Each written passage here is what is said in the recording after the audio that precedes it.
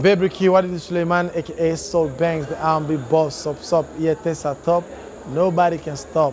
Aïe, ça remonte certainement il y a 20 ans. Hein. Je devais avoir 9 ou 10 ans, je sais pas. Je me suis retrouvé comme ça dans la musique. Hein. Je me suis retrouvé par le forcing et tout. Le talent était là et tout, mais voilà, je me rappelle, hein, pour la première fois que j'ai été au studio, c'est que je disais aux gars, je vous accompagne au studio, je fais le refrain et après, je me barre.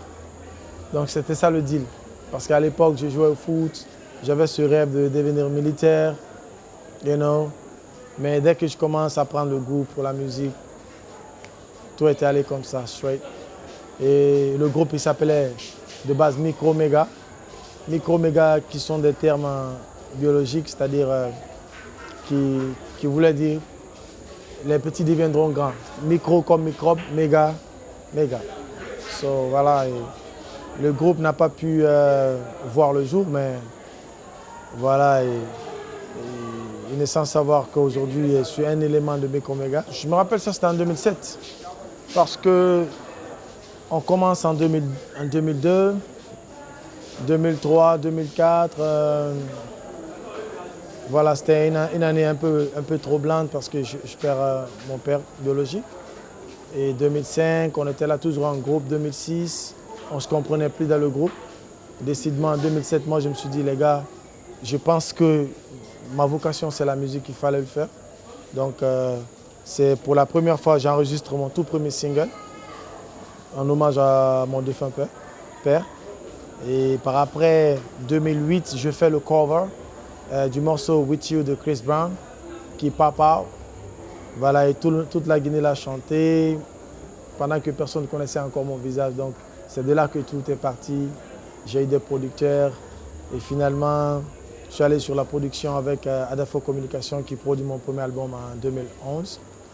Et le deuxième que j'ai produit moi-même en collaboration avec GBM en 2012, 2013, 14, 15, 2017, je sors mon troisième album. C'est après le prix Découverte RFI. Donc voilà, 2018, 19, 4e, 2022, 5e. Et là, on est sur le 6e album qui va certainement sortir en mi-juin. Voilà, et donc je vais encore taire le titre de l'album parce que ça ne sera plus Évolution volume 2, volume 3, ça sera un autre titre. Moi, je pense qu'aujourd'hui, ma vision de la chose est ce qu'est en train de faire aujourd'hui le monde anglophone de la musique, c'est-à-dire pouvoir se réunir tous autour d'un rythmique, quelle que soit l'appellation, mais un moyen, c'est-à-dire un tremplin ici de permettre à plusieurs artistes de pouvoir se vendre à l'international. Je pense que c'est possible aussi pour le monde francophone.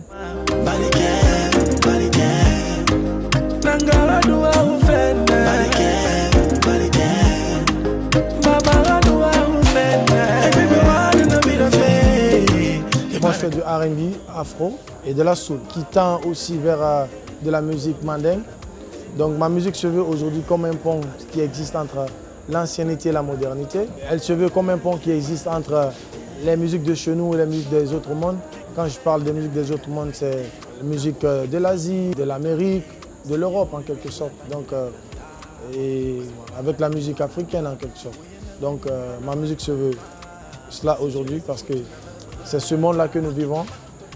Tous les jours de notre vie, on rencontre des musiques venant de partout et avec des styles différents.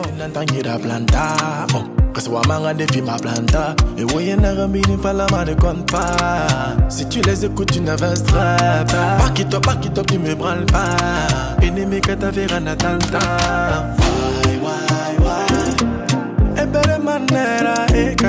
Actuellement, j'ai mon album qui arrive, mais aussi on a l'album de Manamba Kanté qui arrive, on est sous le même label.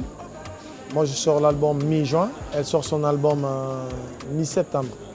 Donc, ce sont les projets sur lesquels nous sommes en train de travailler. Au-delà de cela, elle et moi, nous avons en notre sein une fondation, Soul Banks et Manamba Kanté pour Humanitaire, donc, qui appuie depuis l'année dernière, mettre à l'école sans enfants. Alors le message pour moi, c'est d'abord un message de paix, d'amour et de persévérance surtout. En tant que jeunes, je pense que nous devons nous habituer à de bonnes pratiques, c'est-à-dire à bien faire les choses.